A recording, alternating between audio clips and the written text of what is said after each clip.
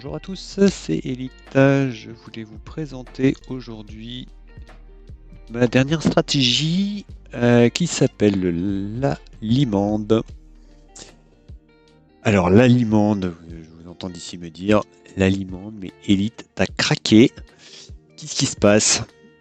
Alors la limande, pourquoi la limande? Parce que c'est un poisson de fond, mes chers amis.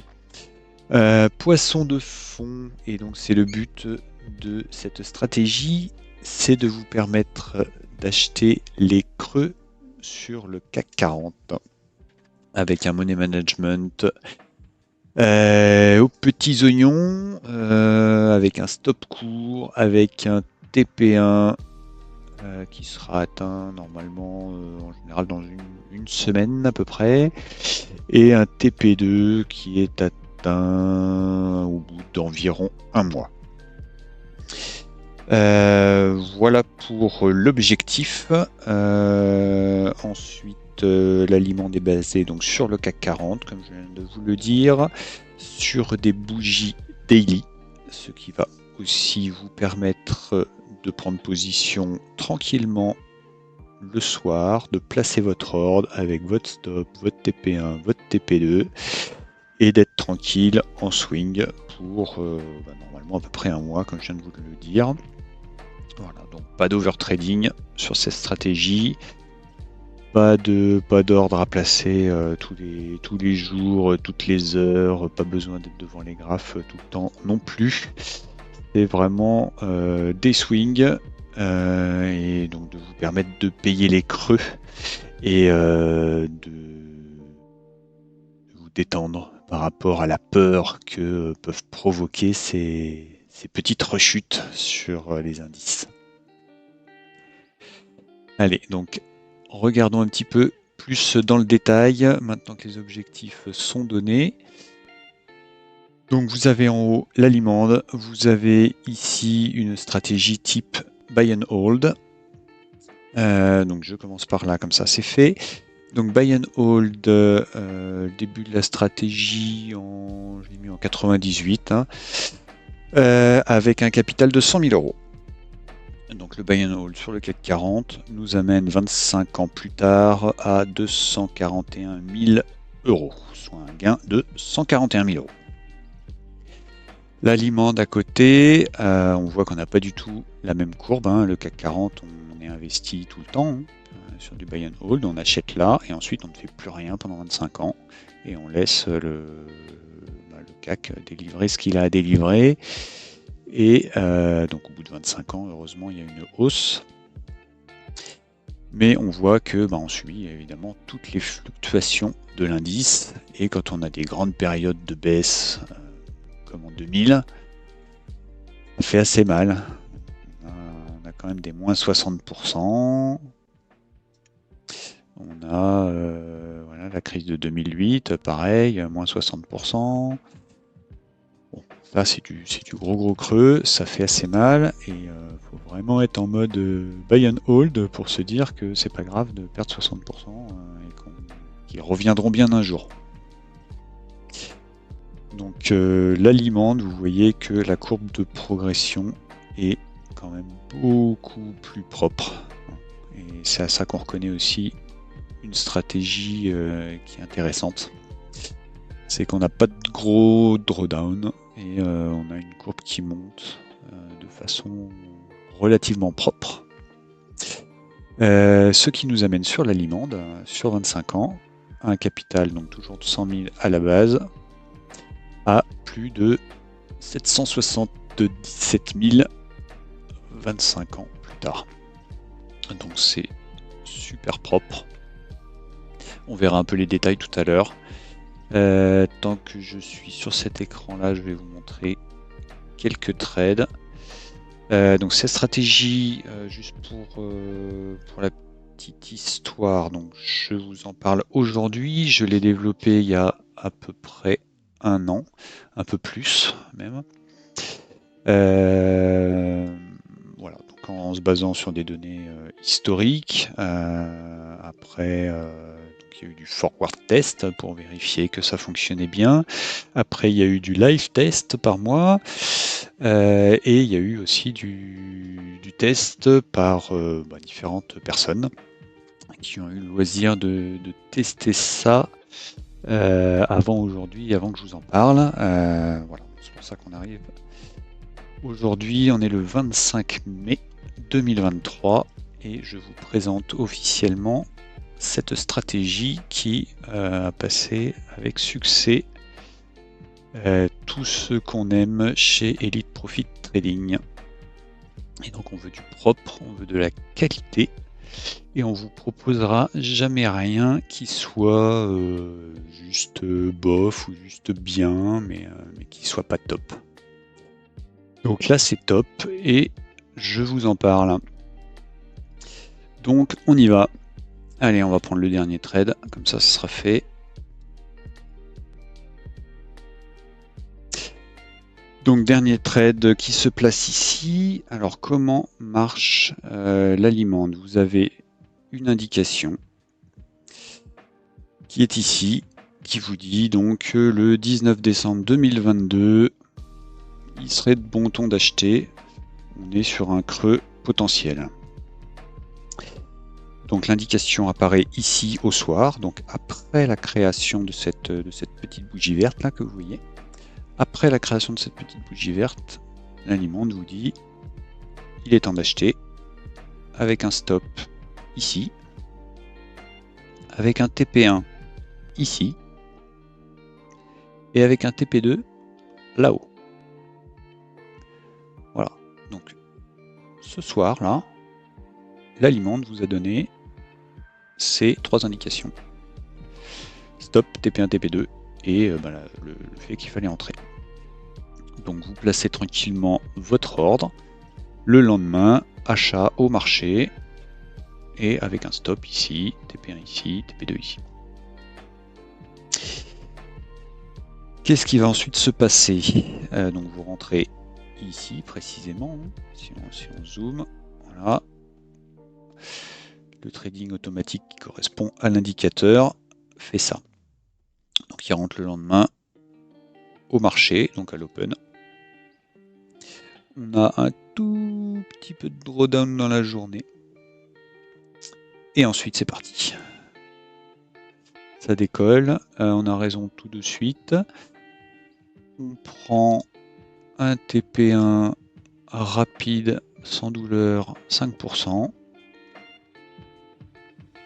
Et ensuite, on laisse le reste aller tranquillement jusqu'au TP2, 17%.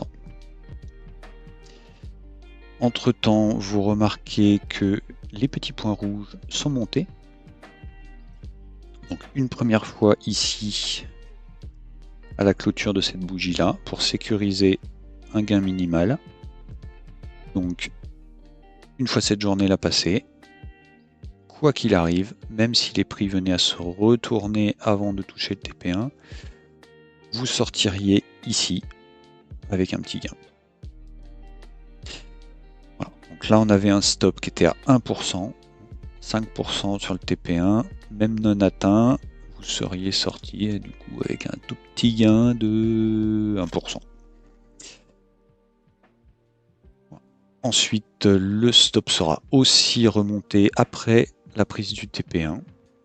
Il sera remonté encore un petit peu pour sécuriser 2,5%.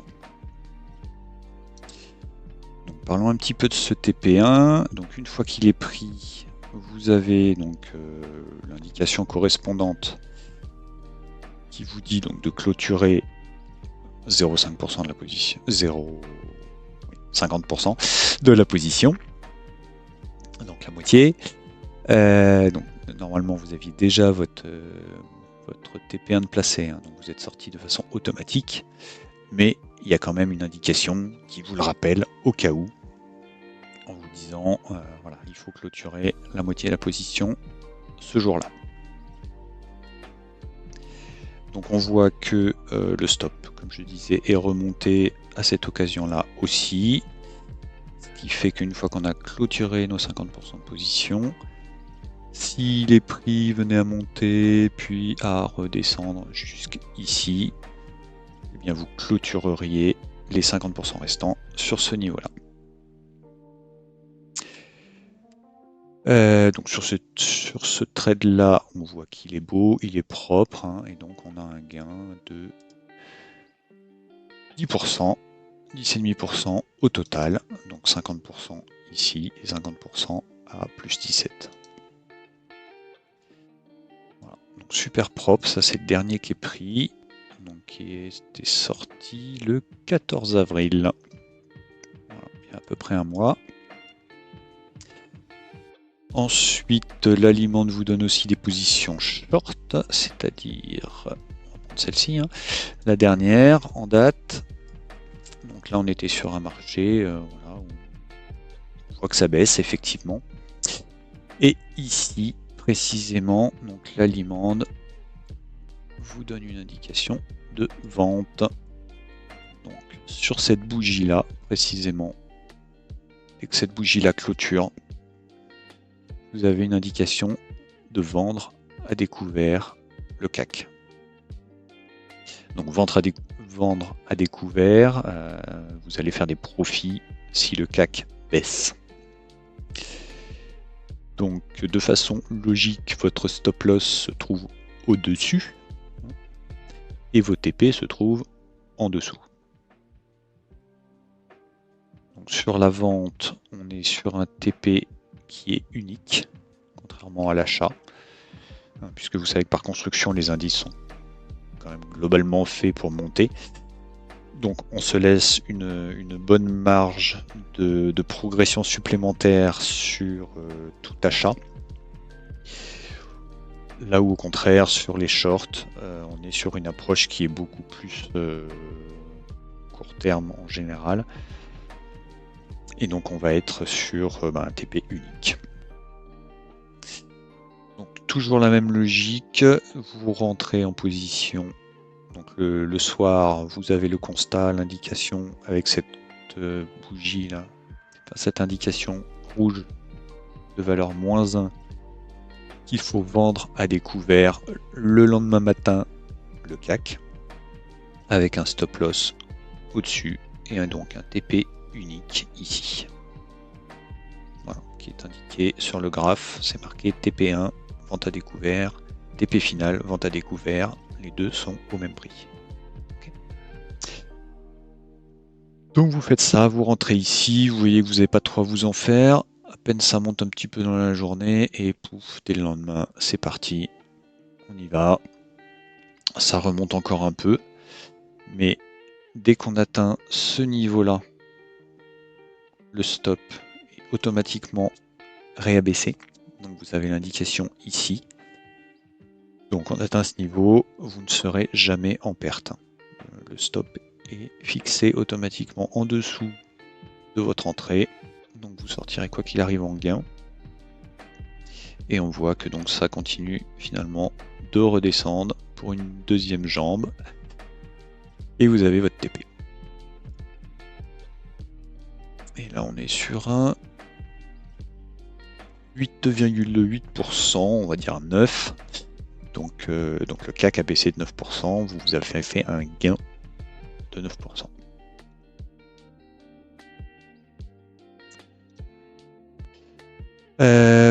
Voilà, pour ce qui est des derniers trades, je vais pas tous vous les faire. Il faut que je vous en trouve un petit perdant aussi, parce qu'il n'y a pas de raison, il n'y a pas que des gains non plus.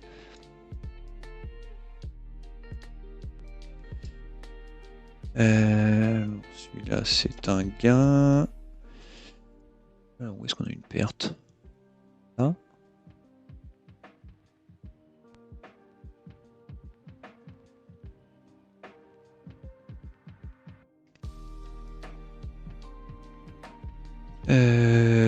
Non, ça c'est un gain aussi. L'achat s'est fait, donc a été détecté sur cette bougie-là. L'entrée s'est faite ici. Le stop était placé là.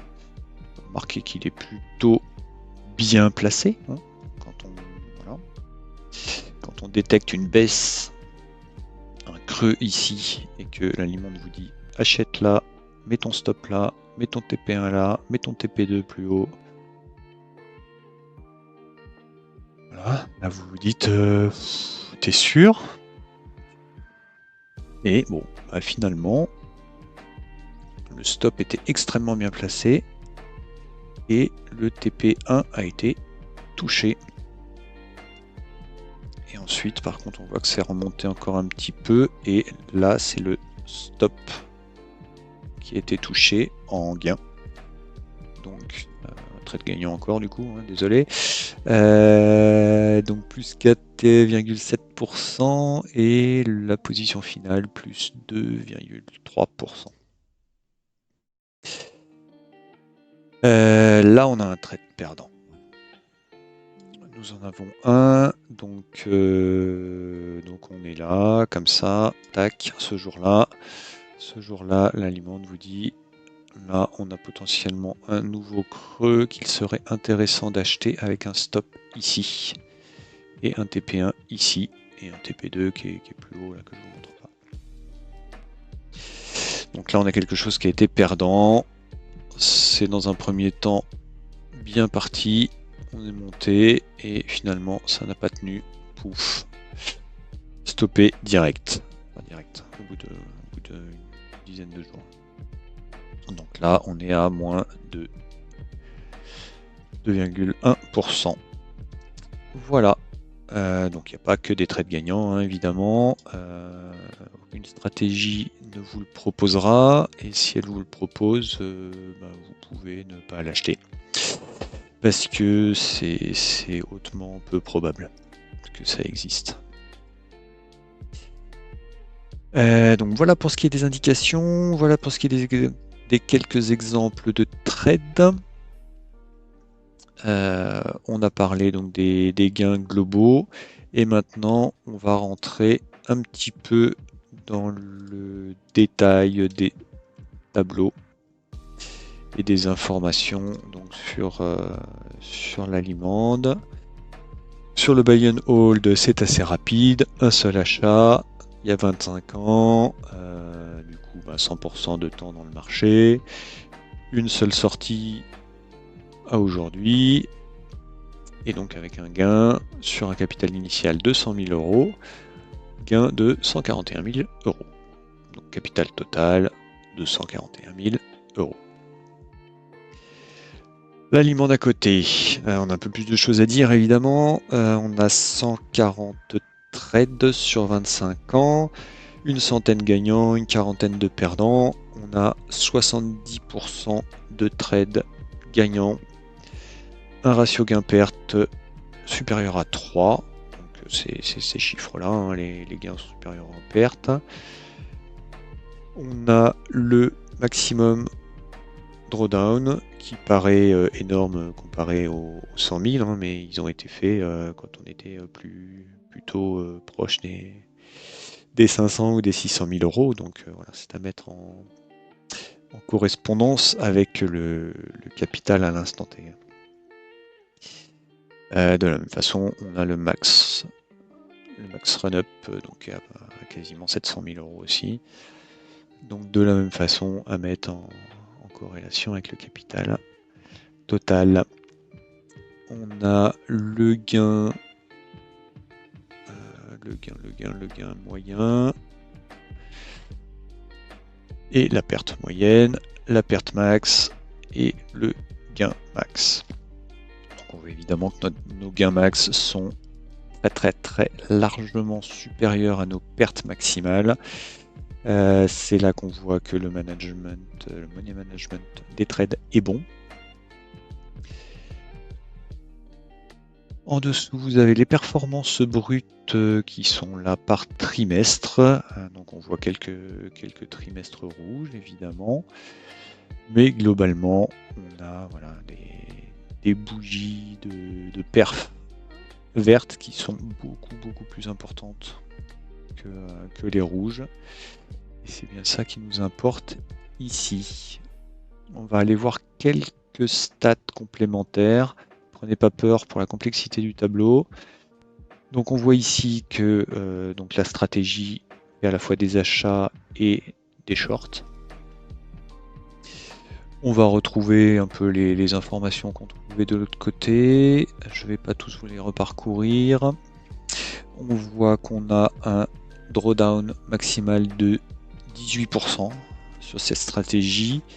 Le drawdown est un petit peu plus important sur les shorts que sur les longs. On est plus près des 10% seulement.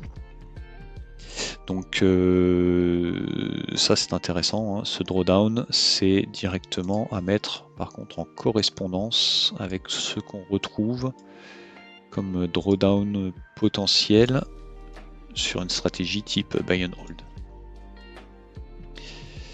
Puisque sur le buy and hold, je vous disais tout à l'heure, le drawdown était de l'ordre de 60% quand on a eu les crises en 2000, en 2008. Je vous parle pas du Covid. Pareil, donc des drawdowns très très importants, là où la Limande limite le drawdown à seulement 20%, enfin 18 même. Donc 18 par rapport à 60. Vous voyez que c'est quand même bien plus intéressant et bien moins stressant pour nous, psychologiquement. Quoi vous dire d'autre là-dessus? Donc les temps que je vous donnais tout à l'heure, où on a donc des trades perdants en 6 jours en moyenne. Voilà, donc on est assez rapidement fixé sur les pertes, hein, puisqu'on est censé acheter vraiment un creux de marché avec un stop qui est court. Donc si c'est pas favorable, on le sait assez rapidement. Si par contre le trade est favorable, il dure 1 à 2 mois, plutôt 2 mois d'ailleurs. Voilà. Et temps moyen entre les trades 19 jours. Donc vous avez pas d'overtrading du tout dans cette stratégie. C'est vraiment important de le noter. C'est le but aussi de cette stratégie. Quoi vous dire d'autre de plus? Donc je ferme ces deux rapports. Oui, une chose importante aussi, c'est que les graphes qui vous sont affichés ici de perf de la Limande tiennent compte de 0,11% de frais par transaction. Donc c'est important aussi, hein, puisque évidemment si on enlève totalement les frais, les performances seraient juste stratosphériques, hein. On dépasserait le million sans problème, mais ça serait absolument pas réaliste. Donc ça c'est important aussi pour une stratégie, c'est évidemment d'inclure les frais. Donc 0,11%, c'est ce qu'on peut avoir, c'est tout à fait réaliste, hein, comme frais, hein. C'est ce que j'ai moi sur le Crédit Agricole, sur le PEA par exemple. Donc voilà, tout à fait réaliste. Voilà, je crois que j'ai fait le tour de cette présentation de la Limande. J'espère que les performances atteintes et le money management mis en place en face vous intéressent. Si c'est le cas, n'hésitez pas à mettre un petit like sur cette vidéo, à vous abonner à la chaîne, à activer la cloche pour être averti des prochaines vidéos. Si vous voulez plus d'informations sur la Limande, vous trouverez évidemment un lien dans la description, juste en dessous de la vidéo. Voilà, n'hésitez pas à revenir vers moi dans les commentaires, à revenir vers moi sur Twitter, à m'envoyer un mail si vous avez des questions. Je vous dis à très vite.